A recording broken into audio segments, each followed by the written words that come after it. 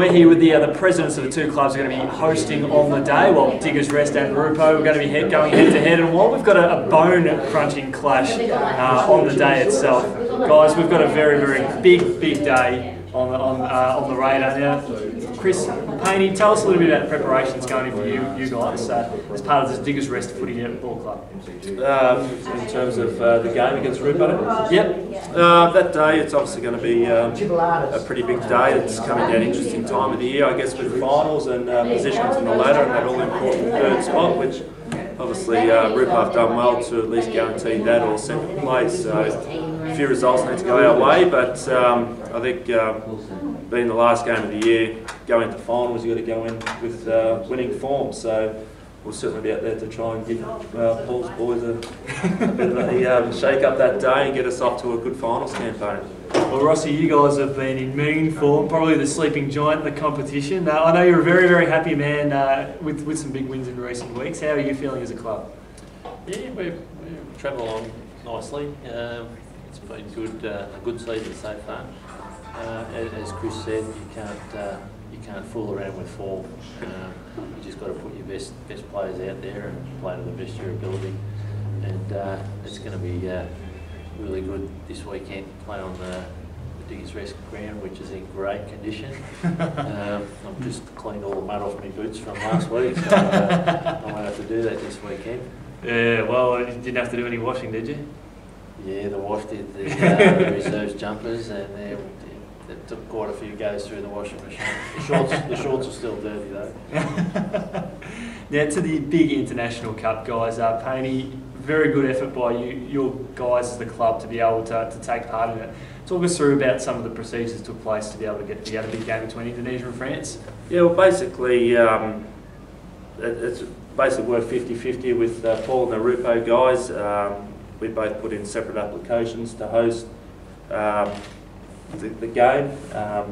We're lucky enough to receive a game this year, the International Cup. I think there's something like 55 leagues in Victoria, 800 odd teams, and to be one of 8 games for the weekend and to host Rupo and such an important day for the last game of the season as well. It's very proud to have it at our club, and we're looking forward to a great day. Now, I notice you guys have got a very big function on afterwards as well. Big 7 o'clock kick-off there. It's a bit of an Australian theme. Yeah. Talk us through that and some of the ideas you're going to introduce to the Indonesian and France guys.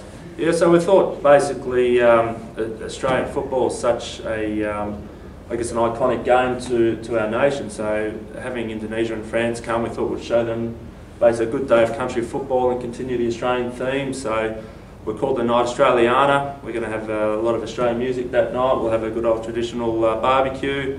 You might even see the Vegemite come out. Yes. We'll see how the Indonesians and French like the Vegemite. And you never know, there might be a few beers in there too. Yeah, the VB and the draft, yeah, the old fashioned, yeah, top drops there. And Rossi, what does it mean for you guys to be part of such a spectacular day for the, well, I guess the national community in this case? Yeah, look, I've actually umpired some international games when I was umpiring with the RDFL. Yeah, glory days, mate. We still remember those days. And the standard of football is really high in the international games. We actually hosted South Africa last night at the club, and they trained with us because we had a connection with them. They're playing Pakistan on Sunday, but all the international teams, they just throw in a different sort of perspective of the football. But I think people come down and have a look. They'll be surprised at the high standard of football, and it just shows that our game is sort of growing all over the world because it's a great game, good spectacle, and enjoyable to play. You touched on another area, umpiring. You have umpired, as you said, umpired on the big stage before. We've got a few younger guys who are going to be having a run around in this particular game. What do you sort of, how do you sort of adapt your communication and I guess umpiring mentality to the day? It's pretty simple, really. The international guys respond to the whistle very well. Yep, no back chat. No back chat. probably have to adapt your umpiring style a little bit to more junior style. Yep. I know when I umpired Japan and USA, I had to remind some of the Japanese to go back on the mark because you'd award a free kick and they just try and kick it from where they were, and the Yanks would just go. So yeah, a little bit like junior, eh? Mate, go back a few back down to 10s days, yeah. under 9s. yeah. So no, but the whistle, you got to blow it loud. Yep. And you got to do a lot of hand signals. Yeah. Excellent. Not so much with the voice because they can't understand what you're saying, but lots of hand signals. Well, I guess it's pretty standard for footy anyway. As a field umpire, you've got to keep the gestures going for the people on the fence, so probably just has to apply for the guys out there. Yeah, for sure. Payne, the expectations on the day, we're going to get an absolute ripper of a crowd, mate. How do you guys sort of plan your day? Like, would you plan it sort of similar to any other day of footy, or?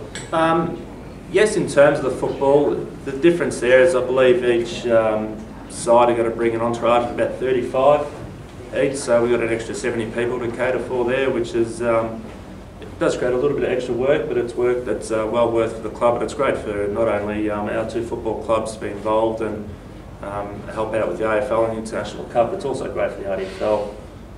So in terms of the organisation, it's pretty standard still. It's just on a greater scale and something that we really look forward to hosting. Well, we've got the twos kicking off at 9:30, we've got the big ones starting at 12, and then I guess to a lesser scale, and the seniors just going to be a bit of a sideshow on the day. As good as the quality of footy is going to be. But the under-18s have been relocated Clark Oval on Friday night. Guys, talk us about the arrangements that have sort of gone there. Yeah, Friday night, Clark Oval. It's going to be a 7:30 start now. From here today. Yes. Yeah. Executive decision between Paul and myself, but we'll obviously speak with the AFL about that as well, and so they'll play Clark Oval Friday night under lights. For the boys that age to play under lights, I'm sure it's going to be a great spectacle for them. Rupo obviously got probably the best under-18 side we've probably seen in the last 10 years of the comp, so it's going to be a great challenge for our boys on a nice big ground, and we'll see how we go. Yeah, a lot of pressure on their under-18s, Rossi. We won't talk too much about the second half of the grand final last year because you guys were the best side all year up until then. What's the mentality like for the guys this year? Obviously, it's been pretty hard because they've had to deal with that grand final loss. Yeah, but a lot of those guys have sort of moved up out of the age group, so there's a lot of young guys in the under-18 team now that didn't experience that, so it's a completely new dynamic there, and they haven't really been thinking about it. That's good. So continued on the great form from last year with all the kids, the same sort of game plan. Probably better. Yeah. I'd class these guys as a better team than last year, and they haven't stumbled, they haven't missed a beat, these guys, and rotating the players through the team, the standard and the winning of the team hasn't changed no matter what personnel is in the team. So the game plan just stays the same, and the calibre of player that we've got, the depth, has really taken us all the way through the season. We don't want to put the moz on anyone though, because I hate undefeated all day. Yeah. Maybe Romsey. Yeah. Yeah, that's true. But yeah. The reserves guys aren't real happy about kicking the ball at 9:30 in the morning. No. It would be a struggle to get someone out of bed. Oh, well, they'd be kicking back and enjoying the big event from 7 o'clock at night. Yes, they will. Yeah, hopefully, and they'll have a few extra beers on that Saturday afternoon as well. So excellent. It's going to be a great day, and we really look forward to it. Excellent. I'll give ourselves a plug. We're going to be down there at Team Highlands FM. We'll be broadcasting from 11:30 a.m. on the day. We're thrilled to be a part of it. And guys, wish you guys all the best in the lead up to it, and of course on the successful joint running of the day. It's going to be spectacular. 4 games of footy over a couple of days. Just doesn't get much better than that. And the calibre is going to be outstanding. Thanks, Nick.